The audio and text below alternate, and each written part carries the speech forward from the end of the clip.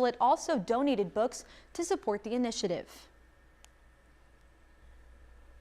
It's week 5 here in the Permian Basin, and the Friday night lights are only getting brighter. Ethan, I've got my game face on, but I know you're the one breaking down all the matchups. What can fans expect heading into another action-packed week of football? Well, we've got district play, non-district play, out-of-state, California versus Texas. A lot of action coming up on West Texas Game Time. High school football, there's no place like West Texas and no coverage like this. Welcome to Game Time West Texas. From Midland and Odessa to Abilene and San Angelo and everything in between. If it happens on the field, you'll see it here. It's Game Time West Texas, sponsored by Midland College.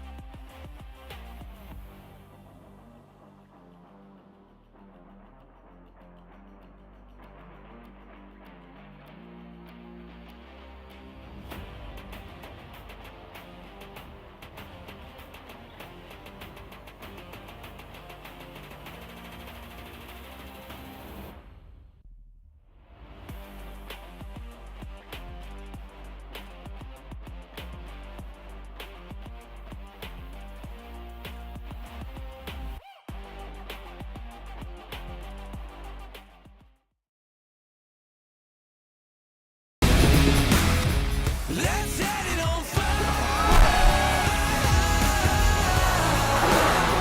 Let's set it on fire. Game Time West Texas, sponsored by Midland College. It's week 5 of West Texas Game Time. For some teams, this is their district opener. For others, it's their non-district finale, while others are also in the heart of non-district action. Either way, it's an opportunity to keep on growing as they get closer to the halfway mark in the regular season. So let's start with our game of the week.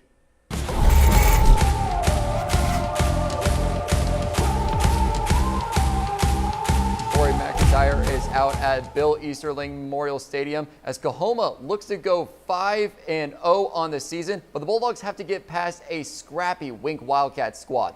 Corey? Thanks, Ethan. 51-40. That was the score of last year's matchup between these two teams, and Wink ended up coming out on top. Well, a lot has changed in the past year, to say the least, and let me show you what I mean by that phrase. From liftoff to kickoff, it's not every day that you see a helicopter pilot delivering the game ball. But let's turn our focus over to the action on the gridiron. Bulldogs trying to redeem themselves from last year's loss, and people always say, actions speak louder than words. And that's exactly what they did right here on the second drive of the game. Austin Johnson fires a missile to Levi Green for a touchdown. Bulldogs take the early 7-0 lead, but Coach Jocelyn is not letting up. On the very next drive, after a huge stop, Lansing Moore gets the handoff, and he just keeps chugging his way into the end zone, taking multiple defenders with him. Now Bulldogs go up 13-0. Now, after another stop by the Bulldogs, they keep their foot on the gas. Jocelyn finds Jaden Henderson, and he will take it the distance. Now Bulldogs convert the 2-point conversion and go up 21-0. Kamad Fashan and the Wildcats trying to get something going, but Landon Wells is there for the huge stop. And oh, did I mention Wells plays both sides pretty well? Jocelyn dumps it off to him on the screen, and he bulldozes his way into the end zone. Bulldogs in full control of this one with a score of 28-0.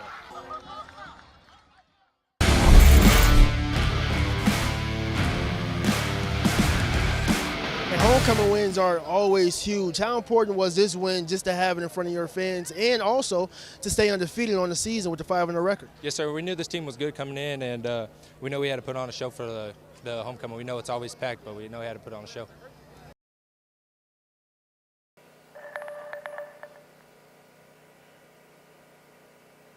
The Wildcats will show some fight in the second half, but as you can see, I spoke with the winner, and the Bulldogs will the Bulldogs will win this one 35-14. These bugs are really getting me out here, ladies and gentlemen. But if you want to see that full interview, just head over to newswest9.com and click the Game Time tab, and it will be right there ready for you to watch. For reporting in Kahoma, I'm Corey McIntyre.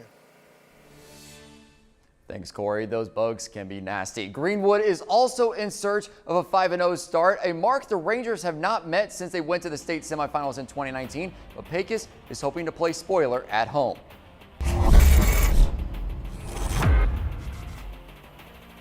The Rangers and Eagles show some camaraderie earlier with a gift exchange, but no Mr. Nice Greenwood from there. Lincoln Madrid, he connects with Dylan Payton deep through the sunlight for the TD. Madrid is far from over in this game. He rolls out to his right once again on the move, this time with a long bomb to Gavin Ivey. Rangers all over this one, and they continue to thrive on offense. Hayden McNutt swings it out untouched all the way for 6 as Greenwood rolls to a 47-3 victory.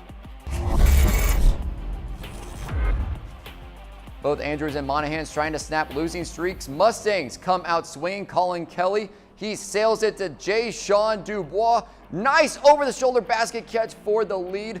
Lobos look to respond, but Dylan Pittman is picked off at the goal line by Adrian Miller. Monaghan's comes up empty. Lobos did get their payback on their home turf. Kelly's pass is intercepted in the end zone by Elias De Anda, but it's Andrews who holds on to win 25-22. Big Spring is hoping to get back to 500 on the season, taking on Snyder. Steers waste no time. Xander Garza walks it in for the score. Big Spring takes the lead. Tigers storm back in the first half. After being down 21, Hector Torres slings it to Chance McNeil. That knots it up at 28 entering the break, but the Steers defend their home turf. Garza is easily into the end zone once again as Big Spring goes on to win 51-34. And it's a California versus Texas homecoming. Permian taking on Cajon out of San Bernardino. Down 16, Mojo needs a spark. Jacob Garcia airs it out to Caden Hernandez. Panthers in striking position, and that fires up the student section. Next play, Garcia finds Any John, who bobbles and collects the catch for an 11-yard touchdown. That cuts the deficit in half. Next drive, Permian strikes again. Garcia to Aaron Navarrete in the back of the end zone. Tie game. Permian would outscore Cajon 33-6 for a 4-game winning streak. And coming up, district play is in session as we have our big 3 games from the Permian Basin, Concho Valley, and Big Country. Here's scores, though, from around the area.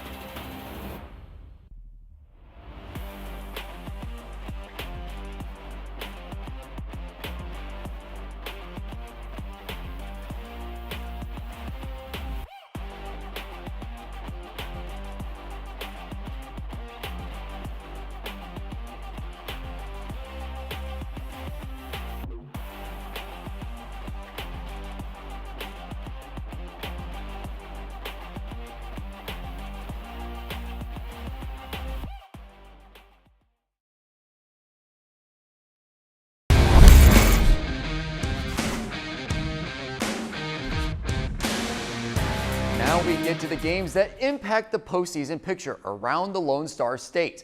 Stephen Pepper is in Crane as it takes on Odessa Compass. Stephen, it's not as dangerous as the Hunger Games, but who is the victor in this district opener? Ethan, it certainly wasn't the Hunger Games, but it was definitely a defensive battle. Odessa Compass at Crane. Two teams looking to start district play 1-0 after suffering some big blowout losses last week. So who won? Let's take a look at those first half highlights. Off back-to-back losses, the Crane Canes kick off district play against the visiting Odessa Compass Cougars, who are off a loss of their own. So here we go. Second drive for the Cranes. Quarterback Hudson Willis looks deep for his man Baltimore Aguirre to set him up in the red zone. We now head into the second quarter, still on the same Cranes drive. Willis rolls to his right to find Nathaniel Lane on a corner route in the end zone for the game's first score. Extra point would be no good, so how do the Cougars respond? Quarterback Caden Smart swings it right to receiver Braxton Morris, who makes a nice move, shreds a tackle, and he is gone. See ya. Now take a look at this. The Cougars decide to go for two, and I don't know if it was planned, the formation was all funky, and the play ultimately fails. Interception by the Cranes, and we're all tied at 6. The Cougars will get the ball back before the end of the half to try about a 41-yard field goal, and it is no good. So Odessa Compass would go into the locker room tied 6-6 against Crane. I mean, just alignment assignment more than anything else. You know, our kids, they do a lot of things over there, and they got a lot of good athletes and a lot of good talent, so kudos to them. But, you know, we just made sure we were assignment sound more than anything else, and, you know, tackling, good angles and everything else, and I thought we focused on that, and the kids implemented that this week. Well, I think it's safe to say that both defenses are back after some disappointing efforts last week. But remember what I said pregame. It would be the Cougars defense proving the strongest, and that it was. Your final at Crane, 13-6, Odessa Compass over Crane. Reporting live from Crane, I'm Stephen Pepper for West Texas Game Time.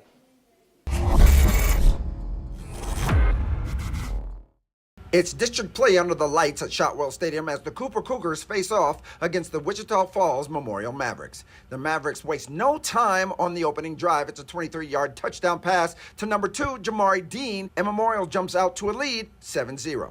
The quarterback keeps it on the ground and punches it in to tie things up 7-all. Then it's deja vu. The Mavericks go up, and yes, it's again Jamari Dean, this time on a 41-yard bomb to make it 14-7. Cooper doesn't blink. 3rd and goal, Carrillo bulldozes his way from 8 yards out to tie the game at 14. And he wasn't done. From 9 yards out, Carrillo scores his 3rd rushing touchdown of the half, putting Cooper back up 21-14. But in another big play, a 35-yard catch sets up a 10-yard touchdown run by number 28, Eric Powell, and we're all tied again at 21-21. The half ends with Cooper's Demarion Murray coming up clutch, picking off a last-second Mavericks pass to send both teams into the locker rooms all knotted up at halftime. What's going on in West Texas? Ethan Purcell here at St. Angelo Stadium, where the 3-0 Lakeview Chiefs are taking on the 1-2 Lubbock High Westerners in Lakeview's homecoming matchup. Let's check out some highlights. Lubbock would be the first to take the ball. QB Zachary Reyna drops back and dumps a short pass to number 6 Jeremiah Johnson, who'd be brought down by the Chief defense. Moments later, Reyna would try that same move again, but was unable to complete the pass. The next play would see some success with a complete pass on the outside. However, the Westerners were unable to make it all the way down the field and would turn the ball over to the Chiefs. Lakeview would start things off with a bang. After a short battle to the 50-yard line, QB Austin Perez keeps the ball and takes it all the way in for the game's first touchdown. Lubbock wouldn't take that lying down, though, answering with a touchdown of their own on the next drive. Touchdown, Lubbock High. But after that, the Chiefs would retake the lead. A handoff to number 12 Noah Rios, who slips past Lubbock's defense, would result in another TD for Lakeview. At St. Angelo Stadium, Ethan Purcell, West Texas Game Time. Thank you, Ethan. Wall is high flying into week 5 as we've got the Hawks in Sweetwater after the break. Well, let's first take a look at some more scores.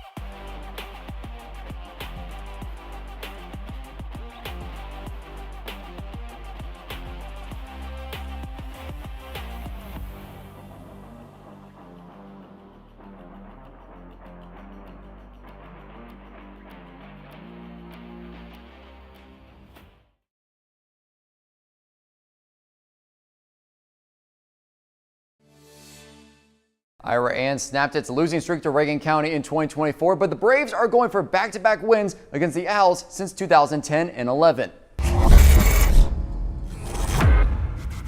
Braves looking to spoil the Owls' homecoming. Ira Ann starts fast. Alex Reyes turns 8 yards into 6 points. And yes, we see you, Alex Reyes, as this early on became the Alex Reyes show. He bursts through the hole and goes the distance to double the lead. Ira Ann is in command as they now shift to the air. Prather Schneeman hits Caden Smith for the touchdown as Ira Ann cruises to victory 69-14.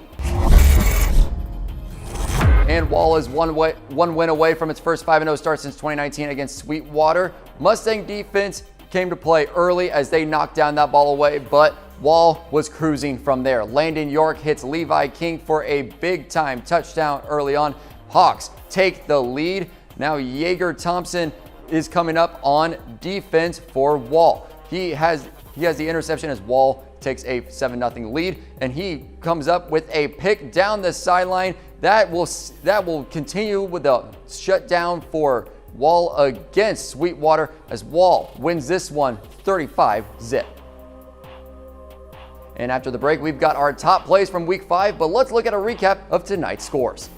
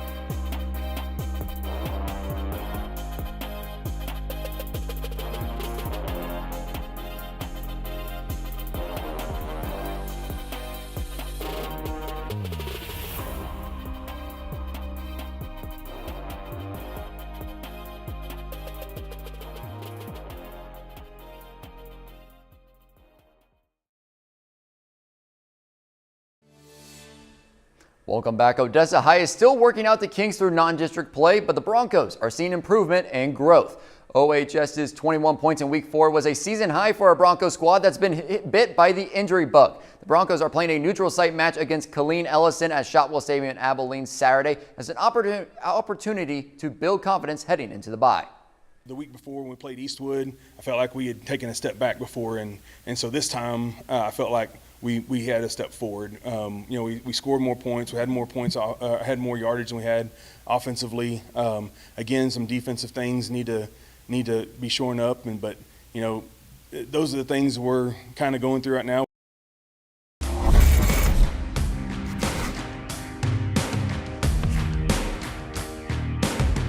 West Texas Game Time has produced a lot of great plays in Week 5, but it's time to see which are the best of the best. Let's start with play number 1.